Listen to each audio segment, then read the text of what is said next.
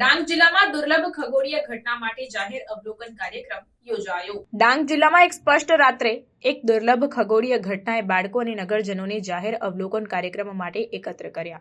ટેલિસ્કોપથી સજ્જ ભાગ લેનારાઓએ ગ્રહોની પરેડનો અદ્ભુત દ્રશ્ય માણ્યો, જે એક આકાશીય ઘટના છે જ્યાં અનેક ગ્રહો આકાશમાં એક સરખા લાઇનમાં આવે છે। આ કાર્યક્રમનું આયોજન સ્થાનિક ખગોળશાસ્ત્રના ઉત્સાહી અને શૈક્ષણિક સંસ્થાઓ દ્વારા કરવામાં આવ્યું હતું, જેથી સમુદાયમાં અવકાશ વિજ્ઞાનમાં રસ વધે।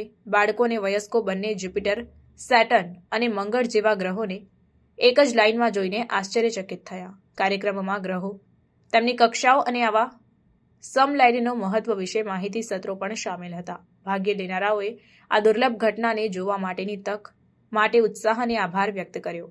આયોજકો સમુદાયમાં ખગોળશાસ્ત્ર અને વિજ્ઞાન માટે પ્રેમ પ્રેરિત કરવા માટે આવા કાર્યક્રમો ચાલુ રાખવાની આશા રાખે છે।